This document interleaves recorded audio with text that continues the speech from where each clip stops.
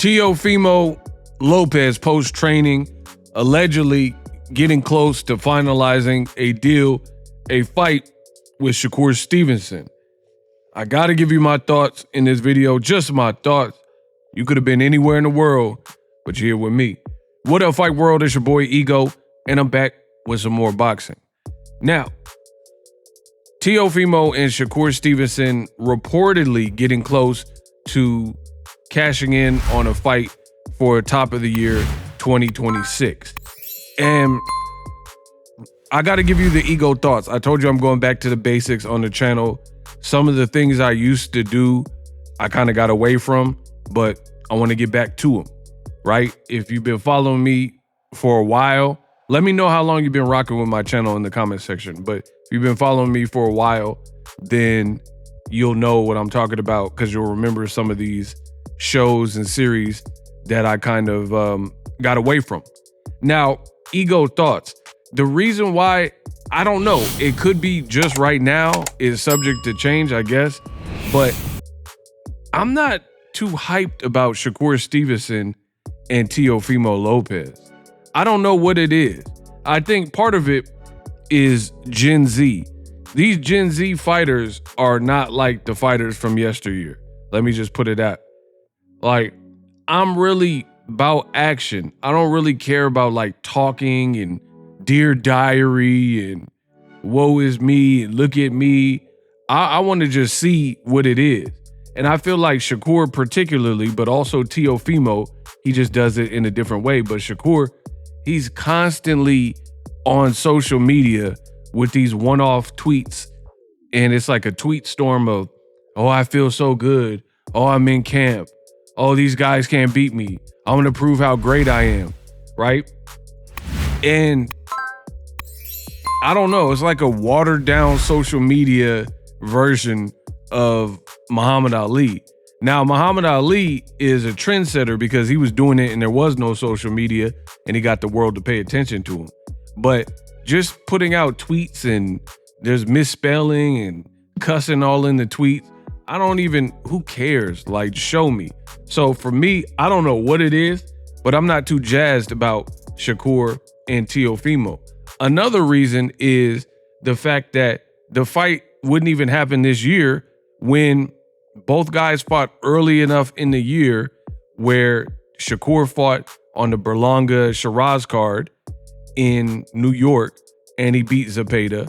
And then Teo fought just before that on the card with Ryan and Devin against Barbosa. So why do we have to wait till 2026? Then on top of that, the earlier reports said the fight was in Saudi Arabia. So two East Coast dudes fighting in Saudi Arabia. I just don't understand where that puts boxing. I don't see how boxing becomes big like it once was, with fighters constantly fighting overseas, and that's the only place where they can, and I'm talking about fighters who are not from overseas, not Anthony Joshua or Usyk or something like that, where they're not even from America. I'm talking about American young star fighters or people who have like star qualities, and then you put them in Saudi Arabia. That doesn't really excite me. The other thing is how they fight. I'm very skeptical of keep in mind, I study this sport. So the way Teo fights, kind of a counterpuncher, boxer puncher, but kind of a counterpuncher, and he's rhythmic and athletic, right? Kind of has a blackish style, if you will, right? An American style. And Shakur, not much pop, but he's definitely a fighter he's trying to capitalize and things like that, distance management. And fights like that, they can be really good or it can be really bad. And for me, I'm more towards the fight being uneventful, because it would be, no one wants to lose that fight. That would be a major step back. And I just don't know with those styles particularly how that would even turn out. And a lot of you guys were praising Turkey early on, and I had constructive criticism, and I still do, because for me, I feel like Shakur I want to see him versus certain styles. That will show me more about Shakur. He doesn't have a crazy resume at this point. So beating Floyd Schofield, to me, I would actually like to see that fight before a Teofimo Lopez fight, because here's the other angle why I'm not hyped for the fight. Shakur already took to social media and he stated, I am not a true 140 pounder. So after I beat Teo, I'm going to drop the belt and then Keyshawn can have it. Like, bro, what type of is this? Where is the game at? Where, like, this boxing is not a team sport. What are these fighters doing? Where Shakur, he's a lightweight. He just did an interview, said he don't see himself moving up to 140 anytime soon.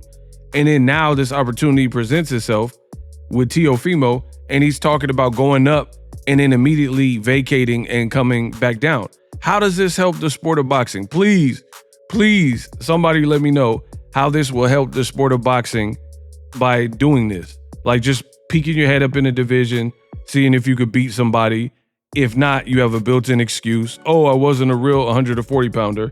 And if you do, then who cares? Because you're not going to fight Gary Antoine Russell, Subriel Matias, Dalton Smith, or whoever, whatever top-ranked guys are at 140.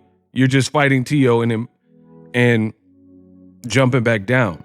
So for me, I'd rather see Teofimo and Keyshawn.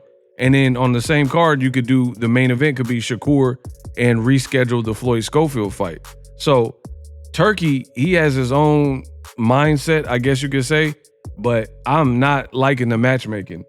Again, you guys let me know in the comment section if my idea sounds better.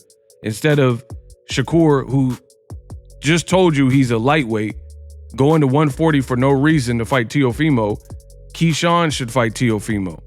And then Shakur should fight Floyd Schofield, set that up and put it to rest, because the first fight ended on, it was just weird the way it ended, and the Schofields claimed poisoning, but they've since redeemed themselves by taking the guy that arguably beat William Zepeda in Tevin Farmer and destroying him in one round.